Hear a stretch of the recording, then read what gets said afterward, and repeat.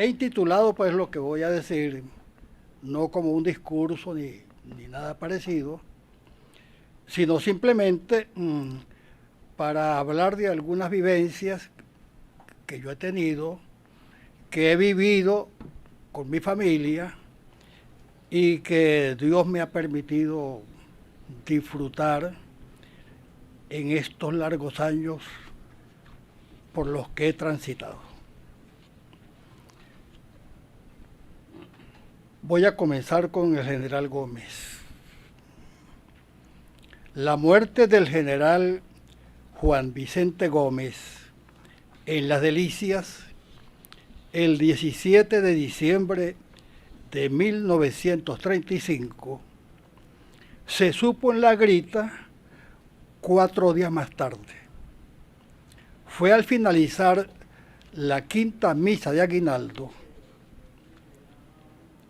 cuando el venerable Pedro Pablo Maldonado, revestido con una casulla morada, la anunció a los feligreses desde el púlpito. Enseguida comenzaron las campanas a tañer. Doblaron a muerto durante el día, durante la noche, durante 8 días consecutivas. No por eso el padre Maldonado dejó de celebrar las misas de aguinaldo, ni la de medianoche ni la del gallo de Navidad. Era un duelo grande y triste, un duelo para llevar por dentro en el corazón. Cada quien lo llevaba en lo íntimo como una escarapela tricolor. Cada quien rezaba, pero las misas no fueron suspendidas. El general Pedro Alcántara Leal, desde su investidura de jefe de la 4ª Brigada del Ejército, con sede en La Grita, se trasladó a San Cristóbal. Se trasladaron sus ayudantes inmediatos. El cuartel Junín quedó en manos de un subteniente y de varios sargentos y cabos. Sus puertas se cerraron. Las cornetas de la banda militar enmudecieron. Solo se oían las campanas de la torre en doble lánguido y monótono. Solo las aguas del río Grita cayendo en el pozo de los Guamos. Se esperaba el regreso del general para saber a qué atenerse. Se esperaba que él viniera y dijera a los vecinos lo que debían hacer. En último término se esperaba al coronel Hernández, que era el segundo jefe de la brigada, pero ni el general ni el coronel Hernández regresaron. Una comisión de San Cristóbal se posesionó del cuartel. En sendos camiones se llevaron a los soldados, se llevaron a los cocineros, se llevaron a los músicos. Hubo cambio total. Fue entonces cuando los habitantes de La Grita supieron que la noticia dada por el padre Maldonado el día de la quinta misa de aguinaldo era verdad, era cierta. La sociedad gritense tuvo para los gomecistas la mejor consideración. Ni una blasfemia, ni una ofensa. Durante las marchas y actos culturales celebrados por esos días, se hablaba en términos poéticos y románticos. Por las 2 calles principales, al lado del general Francisco Croce Moreno, de la Madre Superiora del Colegio Santa Rosa de Lima, de los maestros Antolín Parra y Ángel María Duque, y del fogoso e irreverente Padre Sandoval, caminaba el pueblo llano. Cosa inédita. ¿Qué estaba pasando? ¿Cómo era eso que ahora se le permitiera al pueblo caminar y mezclarse con las personas encumbradas, con los cachacos, sí señor, sin temor a ser encarcelado o a que le cayeran a planazos. Claro, había nacido la democracia. Eso era lo que se estaba celebrando. Solo una nota discordante perturbó el ambiente recoleto del momento. La actitud del sargento mayor del cuartel Junín, cuando el sacristán Alejandro Colmenares envió al monaguillo Ricardo Contreras a solicitar unos soldaditos para asear el piso del templo matriz, el sargento le contestó: dígale a ese señor Alejandro que el tiempo en que los soldados barrían las capillas y cuidaban las queridas de los coroneles se acabó. Que busque obreros y les pague bien, y si no, que se faje él mismo, que para eso cobra las limosnas y los diezmos.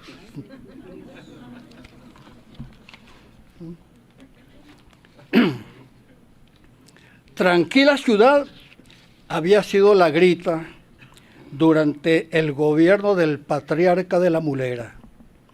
Los viejos se acordaban de él desde el paso hacia Caracas, formando parte de la llamada Revolución Restauradora. Ocupaba una posición discreta, casi anónima. Recorría el campamento para saber cómo estaban los soldados y cómo estaba la gente. Más que pelear, administraba. Era el de la plata y el de las buenas relaciones. Mientras el compadre don Cipriano discursiaba y escupía su malquerencia contra el padre Jáuregui Moreno, él se reunía en Burriquero con el hacendado Constantino Mogollón para conocer el toro normando recién traído de Floresta y para comprarle la famosa panela y los famosos alfondoques que don Constantino producía en la hacienda Borriquero. Era un guerrero, pero más un comerciante dedicado a los negocios y a la tarea de hacer amigos. Hacer amigos. ¿Cómo está el amigo? Ese era su saludo. Por otra parte, nadie podía decir que fuera mala persona. ¿A cuántos amigos gritenses favoreció? Era el paño de lágrimas de muchos de ellos. Quien fuera a las Delicias a solicitarle una ayuda, a plantearle una situación, a rogarle un favor para libertar a algún detenido injustamente, sabía que no se iba a quedar en la estacada. ¿Para qué son los amigos si no lo ayudan a uno?, decía él. Y si aún faltara otra buena razón para recordarlo, ¿cómo olvidarse de la señora Teresa Torres, esposa del general Pedro Alcántara Leal e hija de doña Dionisia Bello, primera mujer de don Juan Vicente? Cada sábado, doña Teresa abría la puerta de su casa en el Calvario a los pobres que iban a visitarla, a recibir la limosna sustantiva, el remedio oportuno, la ropita de los niños y a contarles sus calamidades y penurias. Doña Teresa los oía y consolaba, que la mano derecha no supiera lo que hacía la izquierda, que nadie se enterara del aceite, del vino y el mercado de las parroquias, las becas de los jóvenes que estudiaban en los seminarios de San Cristóbal y Mérida, el mantenimiento del Colegio Santa Rosa de Lima, que nadie se enterara de su caridad y de su amor al prójimo. doña Teresa odiaba la farándula. Aún así, el general tenía sus adversarios, sobre todo los jóvenes, que no entendían por qué les había cerrado el Colegio Corazón de Jesús, por qué le había enviado al primo Eustoquio y a su pandilla de matones, y por qué no había vuelto a visitarlos si lo querían y lo consideraban un amigo. ¿Por qué no había vuelto? Era un reclamo sordo y tímido, un susurro apenas audible por las noches como un alma en pena. Alguien tenía que decir una palabra fuerte. ¿Cómo decirla si el miedo estaba ahí? Hasta que el maestro Antonio Quintero García, que lo fue de muchos niños en el pueblo, rompió el velo medroso y habló de libertad. Algunas almas cándidas gritaron anatema. El hijo mayor de don Evangelista Quintero se había metido a comunista. Que el hijo del católico, del casi beato, don Evangelista, se pusiera con esas cosas, clamaba justicia. Ofender al general era ofender a Dios. Llovieron los rosarios, se multiplicaron los tiros por mampuesto, los golpes de pecho, y un día el educador anocheció y no amaneció. En mula prestada a don Sacramento Moreno, viajó a la Fría. En vagón del ferrocarril del Táchira, a Encontrados. En el vapor Progreso a Maracaibo y en un barco grande a La Guaira. ¿Dónde estará Antonio?, se preguntaban en la grita. ¿Dónde se habrá metido Antonio? Estaba en un colegio de Caracas, dando clases.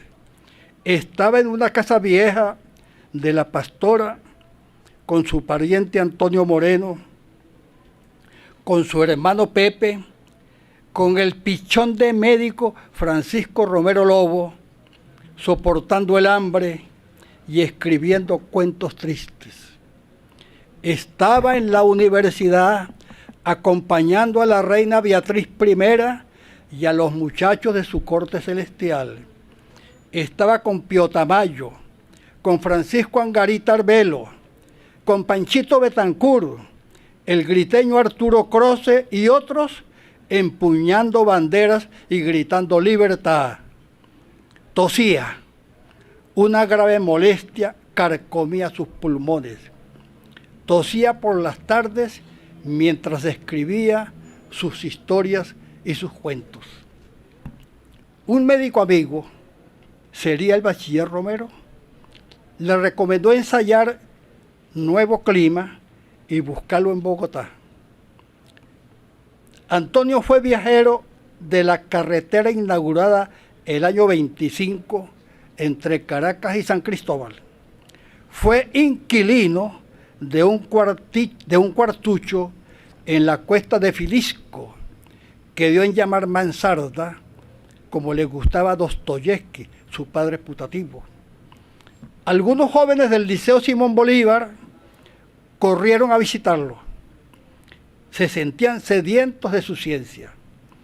Corrieron a visitarlo para oírle el evangelio de la patria posible y escudarse en su ejemplo, para conocer de una historia y de una revolución ocurrida el año 17 en un lejano país cerca del polo, para que les pintara el cuadro verdadero de lo que era en sí el paraíso terrenal que mucha gente atribuía al general Eleazar Juan Vicente Gómez.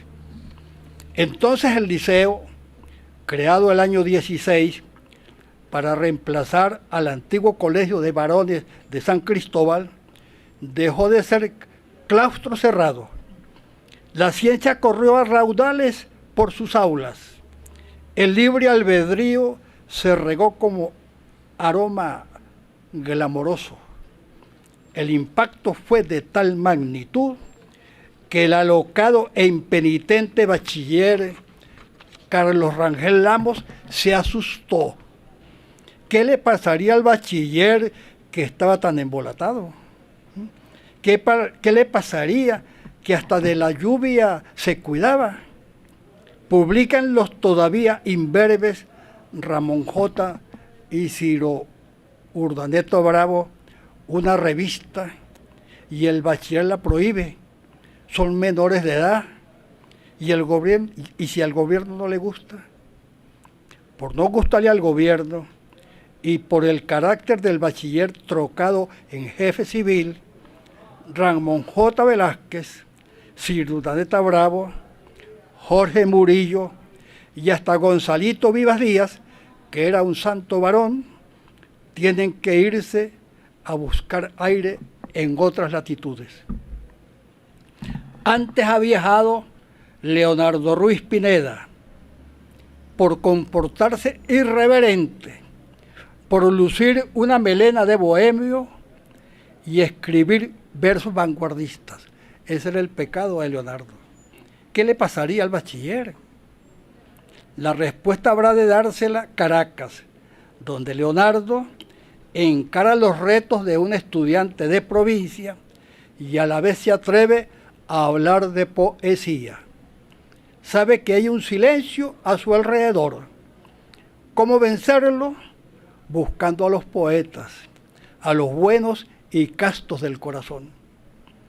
Ayudado por la linterna de Diógenes, recala cierto día en un cuchitril y encuentra un par de viejos echando cuentos colorados. Uno se llamaba Hopin, otro Leoncio Martínez Leo. Son unos habladores el par de viejos. Los dos conversan y ríen sin parar. Se ríen de una enfermedad que se ha hecho crónica en Venezuela, el silencio. Los ratones le han comido la lengua a los que no quieren hablar. Pero ellos hablan por todos. Fantoches ríe y habla por todos. Leonardo era el más joven de aquel periódico admirable que venía de todos los dolores y que sin embargo sabía reír, escribe Ramón J. Entre tanto, ¿de qué se ocupaba Ramón J?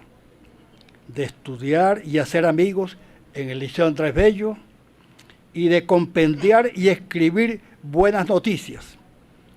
A los escasos 17 años, por consenso de sus compañeros, asume la redacción y luego la dirección de una revista juvenil llamada Futuro. De pronto, Caracas se estremece. El viejo general de la Mulera ya no respira, ni asusta, ni aprieta el puño. ¿Qué noticia tan macha? ¿Será cierto que el general está cadáver? ¿Será un engaño, acaso? No, tal engaño no existe. El arzobispo Rincón González viste de luto riguroso. El cuerpo diplomático se ha ido en cuerpo y alma a Maracay a rezar y a dar el pésame a los deudos. El general López Contreras anda impávido. El bagre está muerto, grita el pueblo y corre a manifestar. Ramón y Leonardo ocupan los primeros lugares. Ramón detrás de un par de espejuelos de Caraí, registrando la noticia para hacerla conocer de sus lectores invisibles. Leonardo en su papel de conductor, arengando a los manifestantes, organizándolos y explicándoles el papel que la patria rediviva les reclama. El pueblo anda ensoberbecido, sediento de venganza. En una esquina de San Agustín del Sur, un grupo heterogéneo de personas que no se sabe quiénes son, invade la casa de una familia supuestamente gomecista. Una mujer y unos niños imploran compasión. Se les quiere quemar, se les quiere reducir al último hueso. ¡Así no!, irrumpe desde un taburete la voz de Leonardo. Es tan suave y serena esa voz que nadie osa silenciarla. Era la hora del perdón. Los manifestantes bajan las armas y los brazos. Era la hora del perdón. Cuenta Ramón J. que a partir de ese momento, Leonardo dejó de escribir cosas bonitas y dedicó sus días y sus noches al estudio de las teorías políticas. Su vida había cambiado de rumbo para siempre. En el año 40, Leonardo se gradúa de doctor y regresa al Táchira. Se ha graduado ya de pastor en la Universidad Abierta del Pueblo. No era de esos falsos capitanes que al asomarse al campo de batalla, temerosos pero también iluminados por cierto brillo de heroísmo, arengan a los soldados diciéndoles: animémonos y vayan. Era el rubiense formado en la escuela de Juan Pablo Peñalosa. Los barrios de Caracas saben de su temple y de su tenacidad. Los obreros saben que es un gran conductor. Los de los campos del petróleo, los mineros de Guayana, sobre todo los jóvenes que le siguen y marchan a su lado.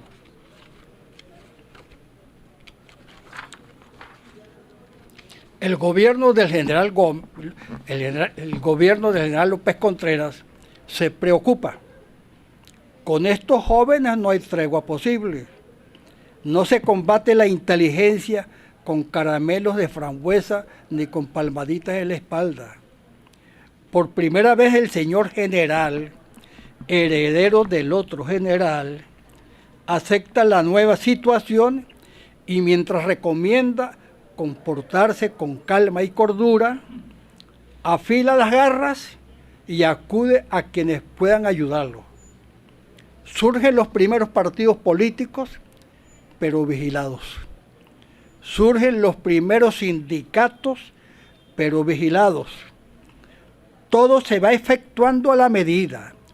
Es que el general sabe mucho de política y también cuenta con excelentes consejeros. Si la oposición termina por organizarse en el PDN, Partido Democrático Nacional, los amigos del gobierno, auxiliados por los padres jesuitas y sus colegios de Caracas y Barquisimeto, se presentan con una organización de jóvenes no muy santa, en la UNE, de inspiración carlista, a imagen y semejanza de las inventadas por los seguidores de Francisco Franco y Benito Mussolini.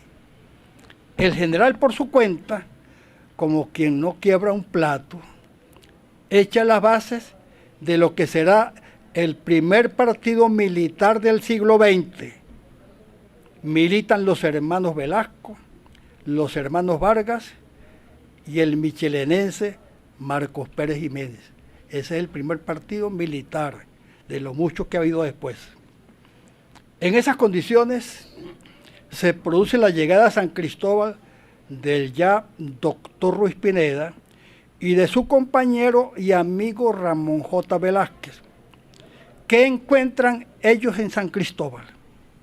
El tiempo detenido, los mismos resabios, las mismas figuras de antaños disfrazadas de progresistas, con ropajes que no les cuadran bien.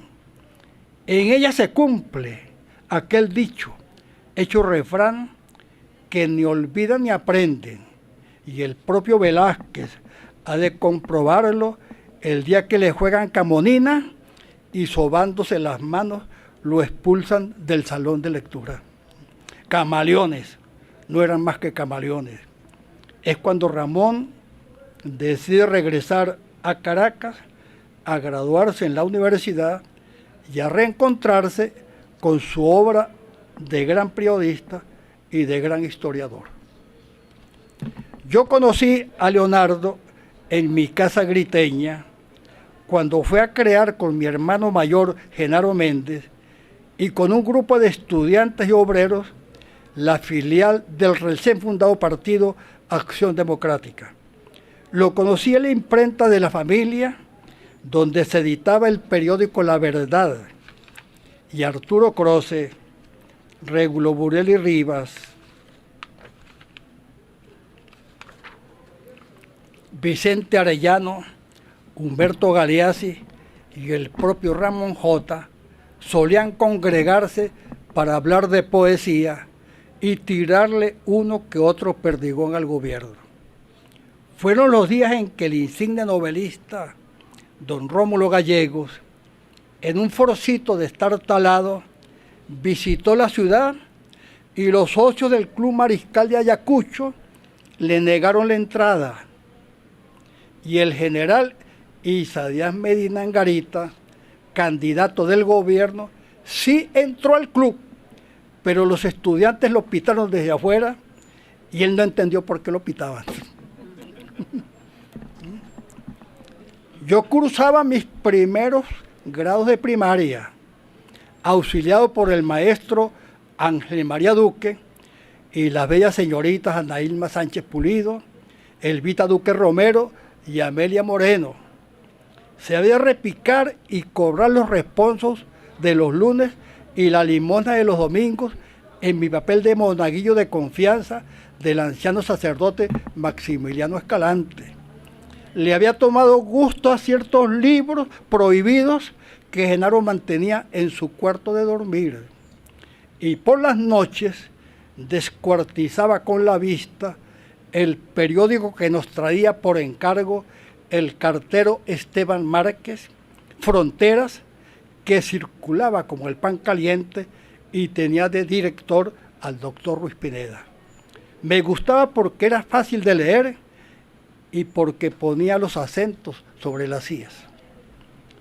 Debo aclarar, que quede muy claro, que nunca me sentí pana del doctor. Yo era un mocoso de 11 años, él un hombre respetado y querido en la región. Era un demócrata, pero no se dejaba manosear. Tenía su doctorado, su carrera política, su prestigio de profesional incorruptible y su vasta cultura. Tenía sus adversarios, azucarados unos, cerreros los otros, que lo mantenían en la mira y a cada paso le disparaban por la espalda. Y si me es permitido confesar una de mis fallas, definitivamente insuperables, diré que no conocía a San Cristóbal, soñada, lejana, inaccesible. La descubrí el año 42. En ese momento, el almirante Colón me pareció un niño de pecho a mi lado. Pero sí conocí a Aurelena, a Liduvina y Rosalvina, hija de don Leonardo Merchán, que venían con su padre por Semana Santa y el Día del Cristo, se alojaban en la casa de la señorita Sara Camacho. Y nosotros, los monaguillos, todos, las mirábamos abobados y las considerábamos más bellas que un poxicle de crema. No tardamos en sorprendernos días después al leer en Fronteras la columna deliciosa que escribía Aurelena bajo el seudónimo Natacha, dulce heroína de la novela Humillados y Ofendidos del escritor ruso Fedor Dostoyevsky. Y más al saber que se había comprometido por amor y casado como Dios manda con el hombre que desde las páginas de aquel valiente periódico alimentaba nuestras ansias juveniles con su lección de libertad. Dos cosas me llenaron de aflicción en aquellos años juveniles, la guerra europea y la tromba marina del cobre. Lo de la guerra lo supe por la radio que escuchaba en el almacén El Gato Negro de Oleazar Moncada y en el Pan American Bar del joven empresario Pablo Vivas y Vivas. Lo de la tromba, por mis propios ojos, fui testigo de su furia, de sus casas derrumbadas y de sus muertos incontables. Me horroricé cuando trajeron al hospital del pueblo el cadáver de un mudo de la aldea La Ramada, víctima de la tromba infernal. Y cuando los muertos enterrados en el cementerio del Cobre se salieron de la sepultura. Sin embargo, cuando me contaron que en Caracas los acciondemocratistas se habían aliado con los militares para derrocar al general Isaías Medina, me olvidé de la guerra y de la tromba y pensé en Leonardo. Él no debía estar de acuerdo con ese hecho abominable. Un partido como Acción Democrática, construido palmo a palmo con los mejores capitanes, no podía pasarse al enemigo. Le habían echado brujería, le habían metido huesos de cabra en la mollera. Pero era cierto. Me negué a creer y me negué a recibir explicaciones. Leonardo gobernó con sabiduría. Con frecuencia venía a mi pueblo a saber si las cosas estaban marchando sobre reales. Mi madre le preparaba tisana con horchata. La turca María le aprontaba pasteles. Una vez vino con el poeta Andrés Eloy a contarnos que la Asamblea Constituyente había aprobado la creación de nuestro Liceo Civil y que el filósofo trujillano Mario Briceño Peroso iba a ser su primer director. Los estudiantes quisimos darles las gracias con un mitin en la Plaza Bolívar y ellos nos pararon en seco. No, señor, eso no es regalo del gobierno, es un reconocimiento al esfuerzo de la colectividad gritense. Estudian como siempre lo han hecho, eso es lo que deben hacer, nos dijeron. ¡Qué coincidencia! Las mismas palabras fueron las que el educador Edmundo Vivas, cura terrible y dictador, había dicho en el momento de crear el bien amado Instituto Jáuregui en 1937. Leonardo fue nombrado ministro de Comunicaciones. A su despacho nos presentamos, mi hermano Gregorio y yo, en solicitud de un pasaje para La Grita. ¿Cuándo viajan?, nos preguntó. Le contestamos: el próximo sábado en el vuelo de Taca. Se sonrió. Enseguida llamó a la secretaria y, señalando hacia nosotros, le ordenó: entréguele a estos jóvenes los pasajes para que puedan viajar a La Grita por el transporte Primavera y 30 bolívares para cada uno para los gastos. Nuestro viaje por avión quedó para después. Vanitas vanitatum. Esa fue la lección última que recibimos del doctor Leonardo Ruiz Pineda. Lástima que no esté con nosotros en la hora oscura que vivimos. Una posdata cortitica. La primera, para referirme a los judíos, también expuesto por el profesor Temístocles, solamente para agregar que yo conocí en La Grita un médico en el año 51, cuando yo era estudiante de medicina, que era el doctor Jorge Tomás Irsay. El doctor Jorge Tomás Irsay era un gran cirujano, era el enemigo de los cotos, de los gritenses. Operó cotos por millares.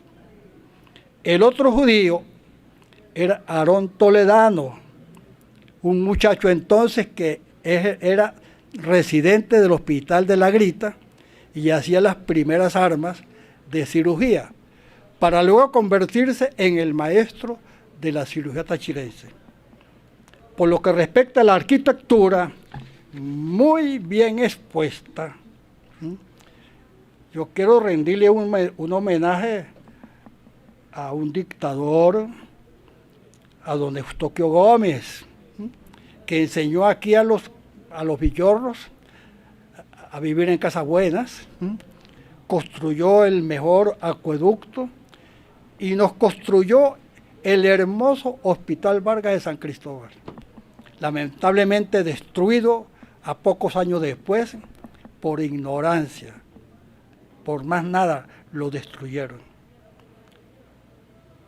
Y también quiero darle las gracias a mi general Pérez Jiménez, primero porque me construyó en La Grita el liceo, que era el Liceo Civil y luego llamaron Liceo Militar Jáuregui, porque en San Cristóbal construyó, en mi concepto, el Hospital Central, una gran obra, y construyó el Hotel Tamá, que no quiero hablar de él, porque no me gusta hablar mal de los destructores. Y por último, quiero decirle al arquitecto que me preocupa, y como una reflexión a los políticos, a los que hacen política en todas partes hoy, les pido que hay que portarse bien, porque yo me alarmo cuando oigo al arquitecto, que es una mujer extraordinaria, de una visión revolucionaria en todo, cuando ya está hablando bien de Pérez Jiménez. Debe ser que las cosas ahorita no están funcionando muy bien. Por eso hay que portarse bien, para que en el futuro la gente tenga más conciencia. Y por último, me acaba de decir aquí un amigo que acaban de construir en estos momentos una gran obra de arquitectura a la entrada de San Antonio, un muro que se parece al muro de Berlín. No quiero decir más para no meterme en Honduras, y muchas gracias.